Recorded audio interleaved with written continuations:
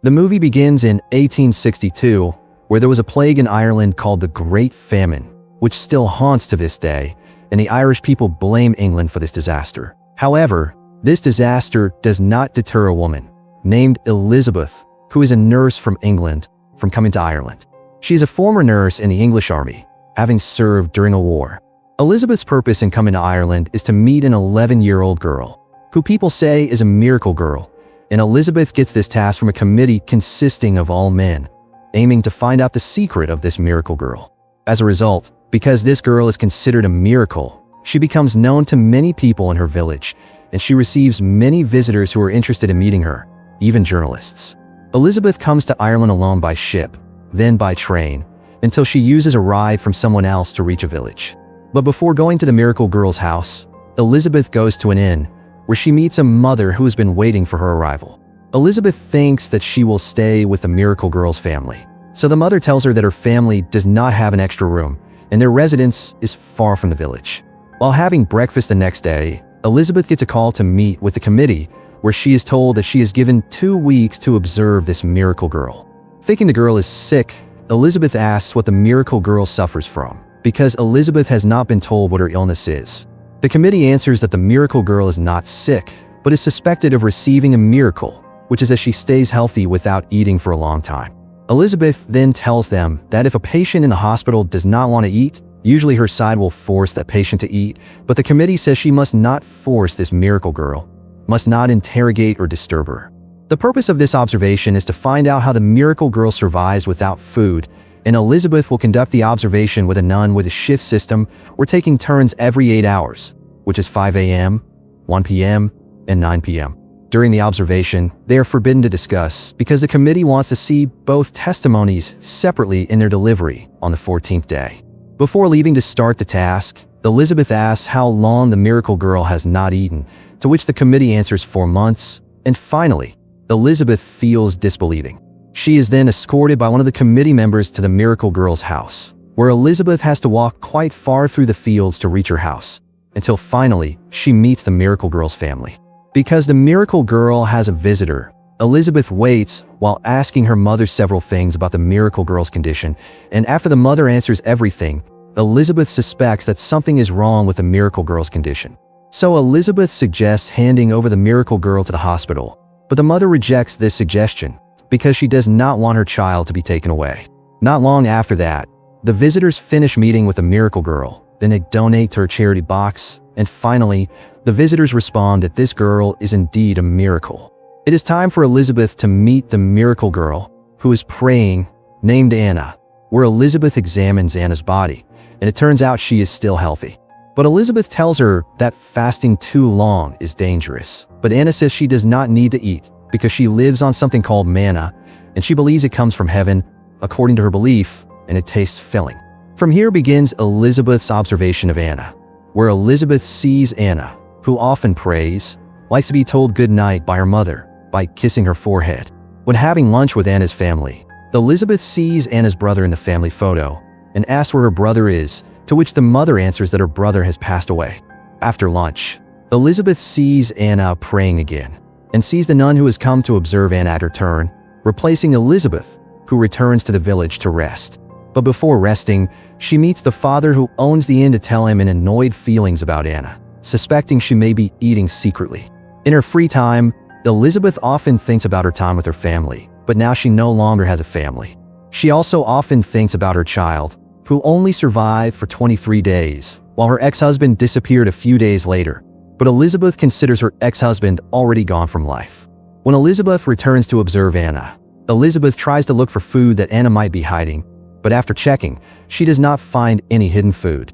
One of the fathers from the committee suspects that maybe Anna absorbs some kind of nutritious energy that they do not understand yet, but Elizabeth does not believe in such things and prefers to be realistic to find out how Anna can still be healthy even though she does not eat. One day, Elizabeth meets a man named William, who is a journalist from the capital of England, also just like Elizabeth, and William wants to interview Anna. But Elizabeth does not allow this, because she does not want her observation to be disturbed by other people in order to be able to find the facts behind Anna's fasting. Elizabeth then meets Anna's older sister to ask what Anna last ate, and the sister answers something related to her family's belief, and Anna starts eating it on her birthday. Elizabeth does not believe this, suspecting that what Anna eats is water and wheat, and considers what the sister says is just a story, while she herself wants realistic information. A few days later, Elizabeth has not found any light about the facts behind Anna's fasting, until finally she starts to feel bored observing Anna. When it is Elizabeth's turn to replace the nun, Elizabeth sees Anna's family all praying for her and saying goodnight, but this makes Elizabeth annoyed because she does not want her observation process to be disturbed by other people, including her family. So she tells the family not to touch Anna anymore, and only Elizabeth and the nun can touch her. But the mother says that a mother's kiss is sacred, but Elizabeth does not care, telling them to say good night from the stairs. The next day, Elizabeth meets the journalist William, who is still at the inn, where he considers Anna a fraud, and William admits he can reveal the truth of this miracle child in just 10 minutes. But Elizabeth refuses again. She is forbidden the family to approach her, but William tells her that Elizabeth has prevented Anna from eating by limiting her family. Therefore, she might die from starvation. Hearing this, Elizabeth hopes the family will admit if they are indeed giving food to Anna secretly. But William sees that if the family admits, they will be evicted from their home, ostracized, and dragged before a judge to be punished. After Anna reads prayers as usual, Elizabeth checks her condition as usual. But in the middle of the examination, Elizabeth feels there is something in Anna's mouth. So Elizabeth tells Anna to spit out that something, which turns out to be Anna's tooth that has come off, as a sign that she has started to get sick. Sometime later, when seeing Anna getting sicker, Elizabeth asks Anna's mother to give food to her child. But the mother sees that Anna is still fine, and her condition is not better than it is now, before Elizabeth kept the mother and family away. The father also agrees with his wife, because Anna has asked the father to swear on her birthday not to tell her to eat again. As a result, Elizabeth feels unable to bear seeing Anna suffer. So Elizabeth decides to lie by asking for soup from the mother and asking Anna to open her mouth. But she does not want to. Therefore, Elizabeth forces Anna to eat it using a tube. But in the end, Elizabeth feels sorry seeing Anna in pain when the tube is in her throat. Then Elizabeth apologizes, and finally Anna cries. Her crying is heard by the mother, so she asks Anna if she's okay, to which Anna answers that she is okay. When Elizabeth, William, and Anna walk together, Anna shows her favorite place, which is a well that is considered sacred by the locals and is believed to be able to eliminate pain. Not long after that, something goes wrong with Anna, where she starts to be unable to stand anymore, and she is quickly brought back home, but she still does not want to eat and only wants to sleep. As a result, she has to be in bed continuously and has to be helped with a wheelchair if she wants to leave the house, until finally she starts coughing when her condition continues to deteriorate. This makes Elizabeth unable to let go of her thoughts about Anna. But one day, Elizabeth thinks of something about the secret behind Anna's fasting. When it is her turn to observe Anna, Elizabeth remembers what she consumes, which is Anna from heaven, and the mother who once said, "A mother's kiss is sacred." From these two sentences, Elizabeth thinks that she has discovered the secret of Anna's fasting, which is that she has been helped by her mother by transferring the food she chews for Anna to swallow through her mouth, like the way a mother bird transfers food to her child. As a result, Anna's secret is exposed, so Elizabeth threatens to report this truth to the committee if Anna does not want to eat. But she still does not want to eat. Elizabeth asks why, to which Anna reveals that she aims to do this until one soul is freed from hell, which is her brother. Anna adds that she does this fasting for her atonement, and she has to save her brother from the torment of hellfire, because her family believes that her brother is continuously burned because of his sin. So Elizabeth asks what his fault is, and Anna reveals that it turns out her brother committed incest or a blood relation with her, and Anna was still 9 years old at that time, until finally her brother's action is found out by her family. Then her brother falls sick, so he is considered not holy, but her family blames Anna, who has caused her brother to die. As a result, Elizabeth feels disbelieving after hearing Anna's reason. She invites the nun to hear the discovery of facts about Anna's fasting in front of the committee, but without telling about Anna's brother, which can embarrass her family. After telling the secret behind Anna's fasting, Elizabeth asks to end this observation and asks the committee to help Anna so she can get healthy again. The committee then asks the nun if she sees Anna's mother giving food through her mouth, to which she answers that she does not see it.